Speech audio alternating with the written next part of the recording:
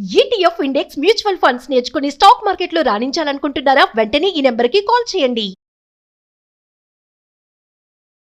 నమస్తే రమగారు. నమస్తే జీ. రమగారు చిలుక చెప్పిన కథలు పద్మిని శశికుమార్ల కథ చెప్పేసి ముగించేశారు. నలుగురు తో సెటిల్ అయిపోయాడు ఆయన. సెటిల్ అయిపోయాడు.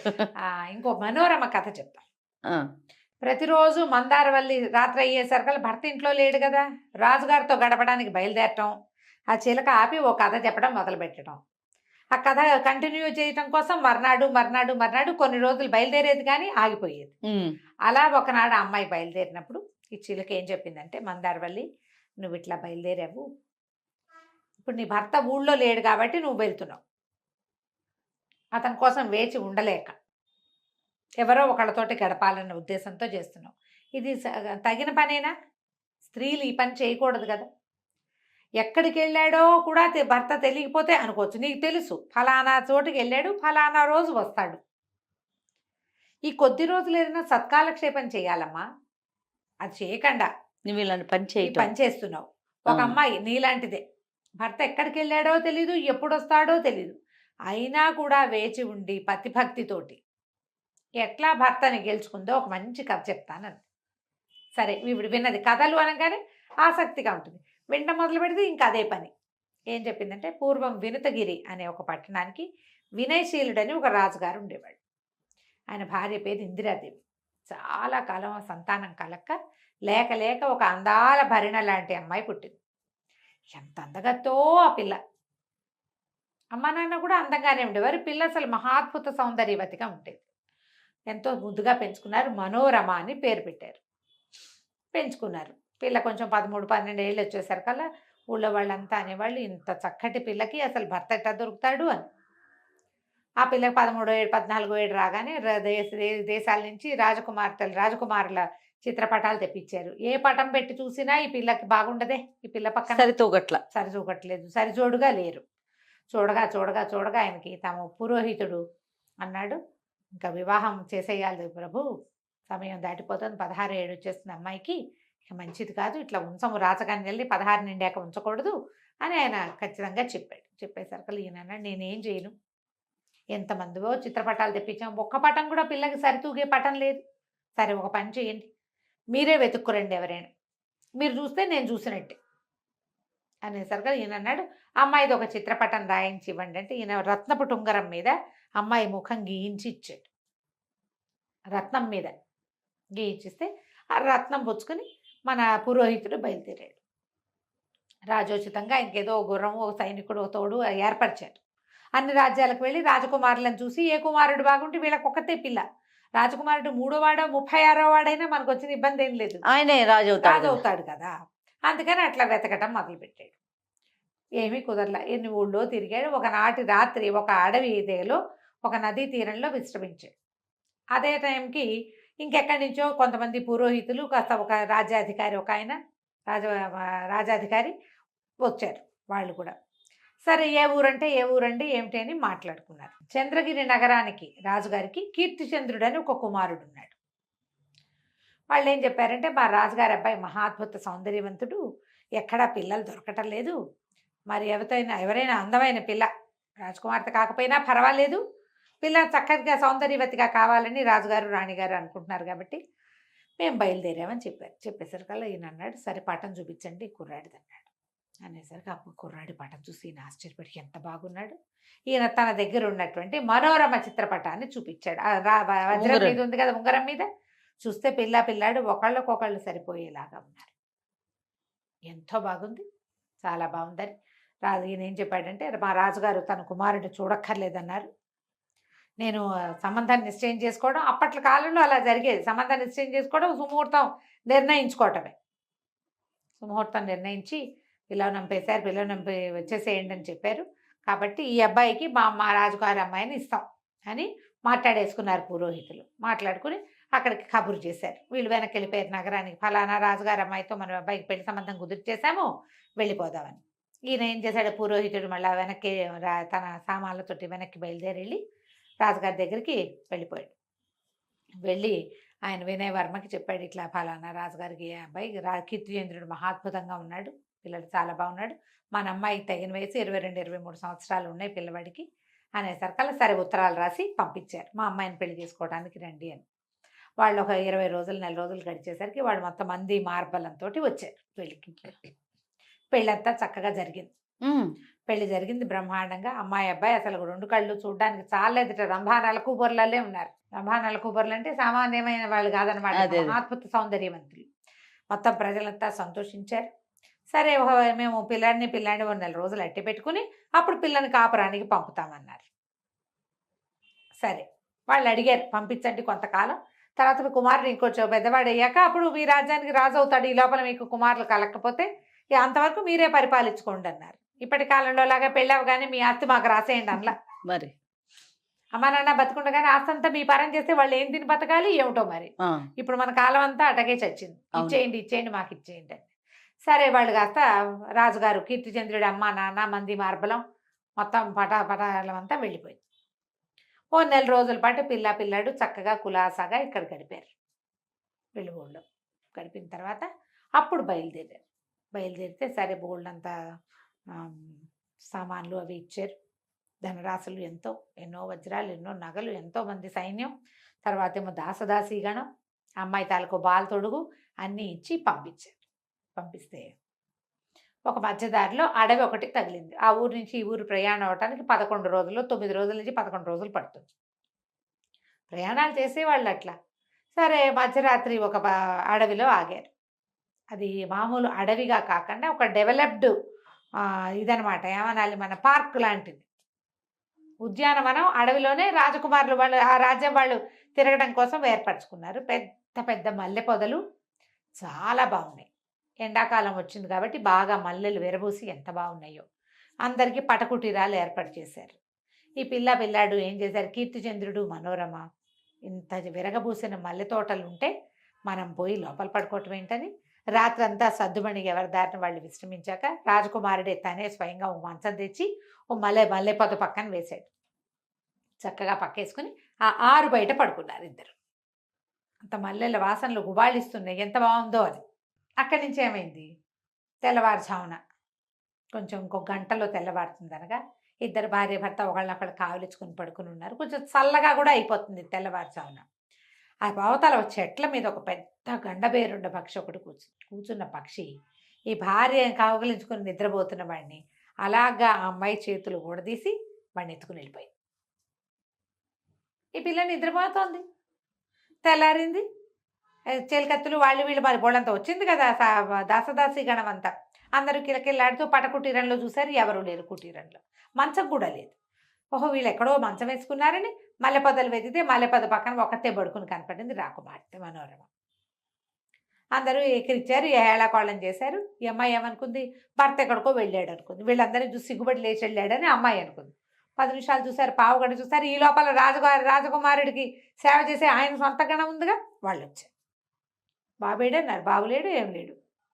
ఇక వెతికారు దొరకలేదు. కొన్ని దిగితే చెప్పులు వేసుకెళ్ళాలి, చెప్పులేమో కుర్చీ ఇక్కడ మంచ కింద ఉన్నాయి.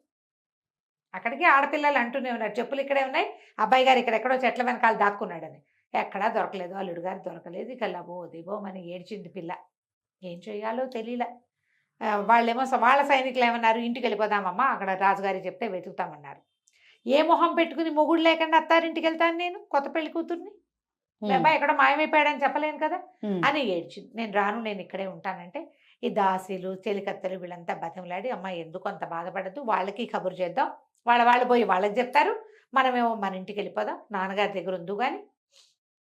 నాన్న కొంతమందిని పంపిస్తాడు, మీ మామగారు కొంతమందిని పంపిస్తాడు, వెతుకుదాం, కార్తాంతికుల్ని కనుక్కుందాం అని చెప్పి పిల్లని అయ్యేడుస్తున్న రాజకుమార్తెని బతిమలాడుకుని మొత్తానికి మళ్ళీ పల్లకిల్లు గుర్రాలు ఎక్కించి ఆ గుంపటు పోయి ఈ గుంపిటి వచ్చేసారు. వాళ్ళంతా అక్కడికి వెళ్ళి ఫలానా చోట రాజకుమారుడు మాయమైపోయాడని అడవంతా గాలించామని ఒక్క ఆకు చెట్టు కూడా పొద కూడా వదల్ల వాళ్ళు, ఎక్కడా కనపడలేదు. రాజకుమారుడు రాత్రి దుస్తులతోటే మాయమయ్యాడు, కనపడలేదు.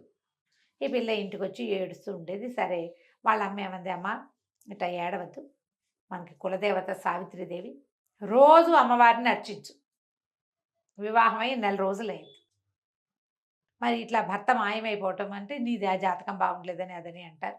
అమ్మవారిని కనుక అర్చించామంటే జాతకం బాగుపడుతుంది, ఈ పరిస్థితి బాగుపడుతుందని బాగా నచ్చజెప్పి పిల్ల రోజు సావిత్రీదేవికి జపం చేసుకోవటం మొదలుపెట్టి ఈ మాయమైపోయిన వాడు ఏమయ్యాడు, ఈ కుర్రాన్ని ఎత్తుకుని వెళ్ళిపోయిన గండభేరుండం ఎక్కడికెక్కడికో తీసుకెళ్ళిపోయి జంబూ ద్వీపం అని ఒక ద్వీపంలోకి తీసుకుపోయి అక్కడ పెద్ద మేడ ఉంది దానికి దానికే దానికే తీసుకుపోయి ఆ మేడలో ఒక గదిలో పడుకోబెట్టి తన దారిని తను పోయి తన గదిలో అది విశ్రమించడానికి వెళ్ళిపోయింది. తెల్లారిపోయింది, పగలు పడుకుంటుంది గండభేరుండం. తెల్లారేసరికల్లా అదే మేడలో ఇంకో గదిలో చక్కగా నిద్రిస్తున్న ఒక అందాల భరిణ లాంటి ఒక పిల్ల నిద్రలేచి అమ్మొచ్చిందా అని చూసుకోవడానికి అన్ని గదులు చూస్తూ ఈ గదిలో పడుకుని ఉన్న కీర్తిచంద్రుడిని చూసింది. తెల్లపోయింది. ఆ పిల్ల ఎప్పుడు మగవాళ్ళని చూడలేదు, దానికి తెలుసు కథల్లో, ఇట్లా ప్రత్యక్షంగా చూడలే. దగ్గరికి వెళ్ళి నుంచుంది. 23 ఏళ్ళు ఉన్నాయి అబ్బాయికి, పైగా 4 రోజుల నుంచి అత్తారింట్లో బాగా పోషణ అది జరిగి నున్నగా నిగనిగలాడుతూ బాగున్నాడు. రాజకుమారుడల్లే వస్త్రాలు, రాత్రిపూట కోసం పల్చటి పంచె ఒకటి ధరించున్నాడు. చూస్తూ నుంచుంది. వాడికి మెలకు రాల. ఇంతలో ఏమైంది, ఈ పిల్ల లేచి వచ్చిన సందడి విని ఆవిడ ఆ గండభేరుండం బయటకు వచ్చింది. పెద్ద పక్షి వచ్చి అమ్మాయికి చెప్పింది, అమ్మాయి తారావళి నీకోసమే తెచ్చా, సంవత్సరం 10 నెలల నుంచి వెతుకుతున్నా నీకు అనురూపమైన వరుడు కోసం. వీడు తన భార్యతో కూడి పడుకుని ఉన్నాడు, ఇతన్ని తీసుకొచ్చాను, హాయిగా గాంధర్వ వివాహం చేసుకుని ఇతనితో గడుపు. నీకు తోచట్లేదు కదా, నీకోసమే తీసుకొచ్చానంత. వీడు నిద్రలేచి చూసుకున్నాడు అబ్బాయి. నిద్రలేస్తే ఏముంది, ఇక దేవతో అందగత్తైన ఒక పిల్ల అవుతుంది, ఆ గండభేరుండం నుంచునుంది అక్కడ. నిర్ఘాంతపోయాడు. నేను ఇక్కడికి ఎటా వచ్చాను, ఏమైందన్నాడు. అంటే తారావళి ఏమంది, నేను ఒక అప్సర కన్యని, నాకు 5 సంవత్సరాల వయసు ఉన్నప్పుడు నన్ను ఈ గండభేరుండం ఎత్తుకొచ్చేసింది. ఇక నన్ను తల్లిలాగానే సాకింది. నా తిండి తిప్పలు నాకు కావాల్సినవి అన్నీ తనే చూసింది. నేను ఒక్కదాన్నే ఈ జంబూ ద్వీపంలో ఇక్కడ ఉంచింది. గంధర్వకాంతనే నేను, అప్సరస కాంత, ఇక అలాగనుకో, దేవజాతి. చాలా చిన్నతనం నుంచి దీంతోటే ఉన్నాను. నిన్ను నా కోసం గిఫ్ట్గా తీసుకొచ్చింది. చక్కగా నన్ను వివాహం చేసుకుని హాయిగా ఉండు నాతో పాటు, ఇక్కడ మనకు కావాల్సినవన్నీ దొరుకుతాయి, ఎంత కాలక్షేపమో ఉంది ఇక్కడ అని చెప్పి ఆ అబ్బాయిని వాళ్ళు పెంచుకుంది. వీరికి గుర్తొస్తోంది భార్య. 30 రోజులైంది పెళ్ళై, రాజకుమార్తెను రోడ్డు మీద వదిలిపెట్టి వచ్చేసానని తెలుసు. మరి ఏం చేస్తాడు, అతనితో పాటే ఆ అమ్మాయితో పాటే ఉండటం మొదలుపెట్టాడు. ఉండగా ఓ రోజు ఏదో ఒక నిద్రపోతే కళ వచ్చింది. భార్య తన కోసం ఏడుస్తున్నట్టు కళ్ళ నీళ్ళు పెట్టుకుంటూ లేచి కూర్చున్నాడు.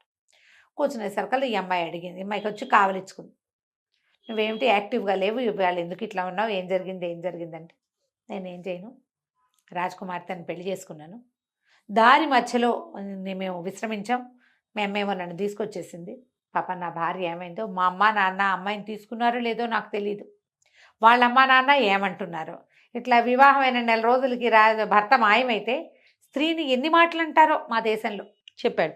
ఆ అమ్మాయి తప్పేమీ లేకుండానే, మనోరమ తప్పేమీ లేకుండానే ఎన్ని మాటలు పడుతుందో, ఎంత దిగులు పడుతుందో, ఎంత అవమానపడుతోందో, చాలా బాధగా ఉందంటే ఇవి కూడా కొంచెం ఆలోచించింది తారావళి. ఆలోచించి ఏమంది, సరే ఓ పని చెయ్యి, నువ్వు ప్రతి శుక్రవారం మా అమ్మ తీసుకెళ్ళి నిన్ను విడిచిపెడుతుంది, అక్కడ నీ భార్యతో గడుపు, శనివారం తెల్లవారేసరికల్లా మా అమ్మ నిన్ను తీసుకొచ్చేస్తుంది, నా మాట కాదని చెయ్యొద్దు, నాకు కోపం వస్తుంది, ఇంకే ప్రయత్నము చేయొద్దు, నేను నీ భార్య దగ్గరికి పంపిస్తా అని చెప్పేసరికల్లా ఒప్పుకున్నాడు. సరేనండి. కొద్ది రోజులు గడిచాక శుక్రవారం రాగానే గండభైరుండం ఎక్కి భార్య అంతఃపురంలోకి దిగాడు. ఇట సడన్గా వచ్చిన భర్తను చూసి ఆశ్చర్యపోయింది. చక్కగా పువ్వులతో పూజ చేసుకుంది. ఇద్దరు ఏకసయ్యాగతులు అయ్యారు. తెల్లవారేసరికల్లా జంపు. కొన్ని వారాల పాటు ఇట్లాగే నడిచింది. తను ఎవరికి చెప్పలేదా? చెప్పలేదు. తెల్లవారేసరికి మాయమైపోతున్నాడు. అమ్మాయి కళని కూడా అనిపించేది తనకి. కళ కాదని తెలుస్తోంది కానీ కళని కూడా అనిపించేది. ఇతను చెప్పాడు, నేను ఇలా వారానికి ఒక్కరోజే రాగలనని చెప్పాడు. నెలలు గడిచాయి. మానవుల్లో ఏముంది, గర్భాలు వచ్చేస్తాయి సింపుల్గా. అమ్మాయి దేవయోని కాబట్టి అక్కడున్న తారావళికి ఏమీ అవ్వదు. వాళ్ళ గర్భాల్లో అప్సరసలకి గంధర్వులకి గర్భం ధరించే అవకాశమే లేదు. కానీ కథల్లో కుమార్తెలు, గంధర్వుల కుమార్తె, యక్ష రాజకుమార్తె అలాంటివి చెప్తారు. అప్సరసలకి సంతానం కలగదని అనుకుంటాను నేను. కానీ మేనకకి సంతానం ఉంది. ఆమె అప్సరసే కదా, అప్సరసే కదా. ఈమెకు మాత్రం అలాంటి గర్భావస్థ కలగలేదు. మనోరమకు మాత్రం 1 నెల 2 నెలలు గడిచేసరికల్లా ప్రెగ్నెన్సీ కన్ఫర్మ్ అయిపోయింది. చాకలి వచ్చి చెప్పింది, అమ్మాయికి చీరలు చాలటం లేదు చూసుకోండి అని. చూసుకోమంటే రాణిగారు వచ్చి పరిశీలించి పరీక్షించి అన్నీ కనుక్కొని చూస్తే పిల్ల గర్భవతి. వెళ్ళి భర్తకు చెప్తే ఆయన నిర్ఘాంతపడి, అదేమిటి అతను తప్పిపోయాడు అనుకుంటే ఈ పిల్లకి ఏమిటి దుష్ప్రవర్తన వచ్చింది, ఇట్లా ఎంత పరువు పోతుంది, లేక లేక కలిగిందని పిల్లని ఇంత ముద్దుగా చూసుకుంటే ఇట్లాంటి పని చేసిందే, వాళ్ళకి ఏం సమాధానం చెప్పను నేను అని లబలబలాడిపోతున్నారు. తల్లిదండ్రి అమ్మాయి మొహం చుట్టానికి కూడా ఇష్టపడలా, ఏడుస్తూ కూర్చుంది. పిల్ల ఏం చేయాలో తెలియలేదు. అంతఃపురంలో వార్తలు తెలిసిపోతే వాళ్ళ అమ్మా నాన్నకి తన మీద అనుమానం వచ్చేసింది అని. భర్తే వస్తున్నాడేమో అనుకోవడానికి దాఖలాలు ఏం కనిపించట్లేదు. రాత్రిపూట వస్తాడు, తెల్లారేసరికి వెళ్ళిపోతాడు. అక్కడి నుంచి అతను వచ్చేసరికల్లా అతను ఆ శుక్రవారం రాగానే ఈ పిల్ల బిక్కమొహం వేసుకుని కూర్చున్నాడు. ఎందుకు ఇట్లా ఉన్నావు, ఏమైంది ఏమైందంటే ఈ గర్భం విషయం తెలిసిపోయింది అందరికీ, నేనేదో దుష్ప్రవర్తనకు లోనయ్యానని వాళ్ళు అనుమానపడుతున్నారు. నాకు చాలా బాధగా ఉంది, భయంగా ఉంది, ఏం చేయాలో తెలియట్లేదు. నువ్వు వచ్చింది నువ్వేనని నేను ఎట్లా నమ్మించను అని చాలా బాధపడేసరికల్లా ఇతను అన్నాడు, సరే నేను ఒక ప్రయత్నం చేస్తానని చెప్పి వెళ్ళిపోయాడు. ఏం ప్రయత్నం చేశాడు, ఎలా మనోరమ తన భర్త వల్లే గర్భం దాల్చిందనే విషయం ప్రజలకు తెలిసింది. తర్వాత ఏం జరిగిందో వచ్చే భాగంలో తెలుసుకుందాం. తప్పకుండా అండి, బాగుంది. నమస్తే నమస్తే జయ. రమగారు చిలుక చెప్పిన కథలు. మనోరమ కథ చెప్తున్నాం. కీర్తిచంద్రుడు ఈ అమ్మాయి దగ్గరికి వస్తున్నాడు, మనోరమ దగ్గరికి. అంతకుముందే మనోరమకి కల్లో కనపడిందట సావిత్రీదేవి. రోజు పూజ చేసేది. అవునవును. అమ్మా నీకు పూజలకి సంతోషించాను, నీ భర్త ఒక యక్షకామిని చేతిలో ఉన్నాడు, చాలా దూరంలో, కొంతకాలంలో నీ కథ సుఖాంతం అవుతుంది, శ్రద్ధతో ఆసక్తితో పూజ చేసుకుంటూ ఉండమని చెప్పింది. ఆ తర్వాతే ఇతను వారం వారం రావడం మొదలుపెట్టాడు. అమ్మవారి ఆజ్ఞ చొప్పునే ఇతను వస్తున్నాడని ఆ అమ్మాయి ఎవరికీ చెప్పలే. తీరా గర్భవతి అయి కూర్చుంది. ఇప్పుడు ఇతను ఏం చేశాడు, కీర్తిచంద్రుడు తారావళికి చెప్పాడు, నా భార్య చాలా బాధపడుతోంది అని. అనేసరికల్లా ఈ అమ్మాయి ఏమంది, నాకు కూడా అదే ఆశ్చర్యంగా ఉంది, నేను ఇంత మహాద్భుత సౌందర్యవతిని, నాకంటే ఎంత అందంగా ఉందో ఆ అమ్మాయి అంటే, అంత పంచప్రాణాలుగా ఉన్నావు నీ భార్య అంటే, నాకు చూడాలనుంది అని చెప్తే కీర్తిచంద్రుడు అన్నాడు, మహాద్భుత సౌందర్యవతివి, నువ్వేమో దైవయోనివి, నీకు తుచ్చ మానవ జాతి మాకు పోలికేమిటి,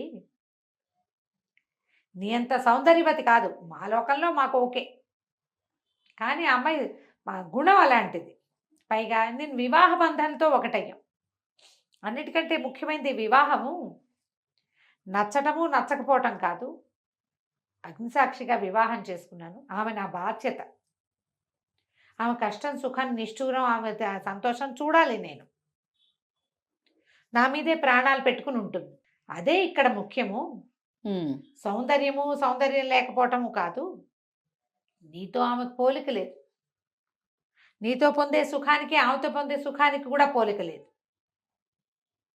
అని చెప్తే ఈ అమ్మాయి ఏమంది, సరే నేను కూడా వస్తాను అని చెప్పేసరికల్లా ఆ శుక్రవారం వెళ్ళి ఏం చెప్పాడంటే, వచ్చే శుక్రవారం మా తారావళి కూడా నాతో పాటు వస్తానంది, ఆమె దేవయోని కదా, దేవతాస్త్రీ, నువ్వు బాగా పూజ చేసి నన్ను నీకు ఇచ్చేసేయమని అడుగు,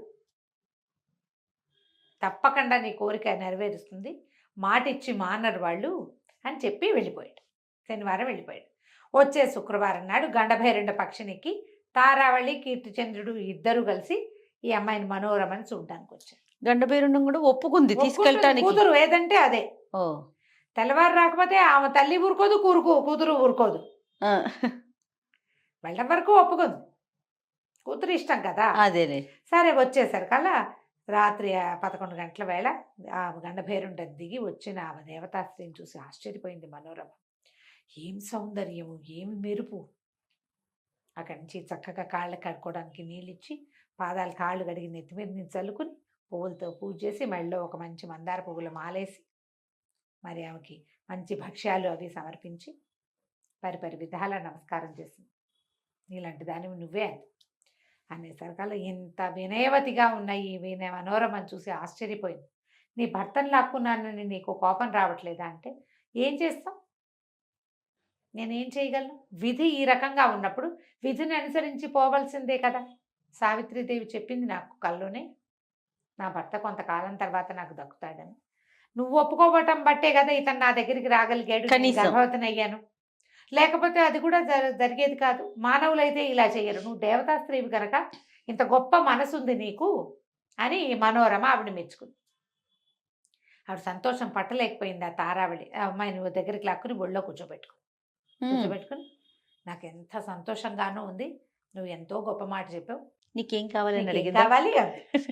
నీకేం కావాలంటే అది ఇస్తాను, నీకు కావాల్సిన కోరుకుంటే నా భర్త నా దగ్గర ఉండటం కంటే నాకేం కావాలి, నేను ఇప్పుడు గర్భవతిని, నేను ఎవరితోటి గర్భం చెందాను అనేది మా ఇంట్లో ఎవరికీ తెలీదు, ఇతన్ని వాళ్ళు ఎవరు చూడలేదు, ఇప్పుడు నా పాతివ్రత్యాన్ని నిరూపించుకోవాల్సిన అవసరం వచ్చేసింది నాకు, నా భర్తని నా దగ్గర ఉంచు, నువ్వు బాధపడతావేమోనని ఈ మాట అడగటానికి భయపడుతున్నాను, నువ్వు అడిగావు కాబట్టి ఈ మాట అడుగుతున్నాను మనోరమ అనగానే ఆవిడ సర్దుకుంది.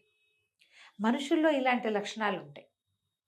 నా మగుడు నాకే కావాలి, నా అమ్మాయి అన్న నేను చేయగలిగేది ఏమీ లేదు అని చెప్పి ఏమన్నది, సరే కానీ ఇతన్ని నేను విడిచిపెట్టి ఉండలేను, ప్రతి పౌర్ణమికి ఇతన్ని మాత్రం నా దగ్గరికి పంపించు, పౌర్ణమి నాడు సాయంకాలమే మా అమ్మ వస్తుంది, గండభేరుండం వస్తుంది, నా దగ్గర పౌర్ణమి నాడు గడిపి నీ దగ్గరికి వచ్చేస్తాడు, ఎప్పుడైనా ఒక పౌర్ణమి నాడు నువ్వు కూడా అతనితో పాటు రా అని చెప్పేసరికల్లా సరే ఒప్పుకున్నారు.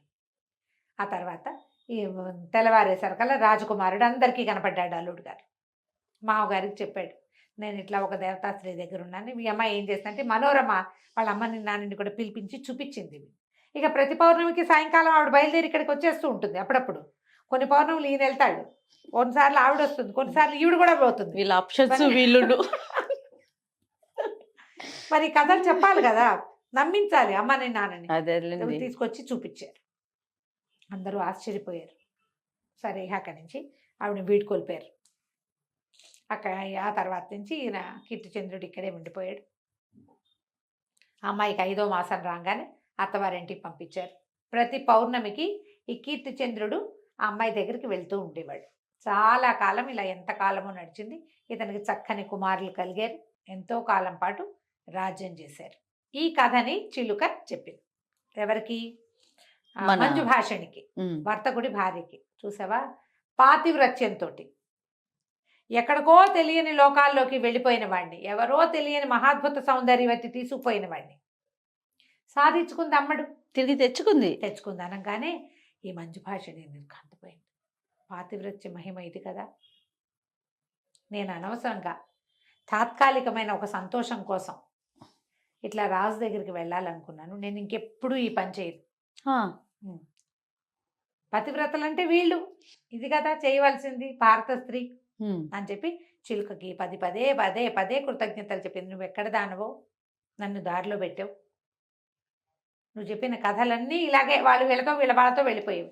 చివరి కథ అసలైన కథ, పాతివ్రత్య మహిమ తెలుసుకుని నేను ఇంకా ఎప్పుడు ఎవరి దగ్గరికి వెళ్ళను. రాజు కబురు చేయట్లా, ఈవిడే వెళ్ళిపోవాలనుకుంటుంది ఏ రోజు కదా, అప్పుడు చెప్పాడు అంతే మొదట.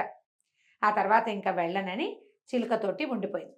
రోజులు గడిచిన తర్వాత వ్యాపారస్తుడు ఇంటికి వచ్చాడు. ఆయన వచ్చాడు, శెట్టి గారు వచ్చి, సరే భార్య చెప్పింది, నేను దారి తప్పబోయాను, ఈ చిలుకే నన్ను రక్షించింది, పరిపరి విధాలుగా మాట్లాడని చిలుక సంగతి చెప్పింది. అప్పుడు ఈ చిలుకకి చాలా ఎన్నో విధాలా థ్యాంక్స్ చెప్పాడట శెట్టి గారు. థ్యాంక్స్ చెప్తే చిలుక తన అసలు సంగతి ఏమిటో చెప్పింది. ఏం చెప్పిందో మనం వచ్చే భాగంలో తెలుసుకుందాం. మనోరమ కథ 2 పార్ట్లు చెప్పేశాం, అంతే. చిలుక కథ లాస్ట్ పార్ట్ చెప్దాం.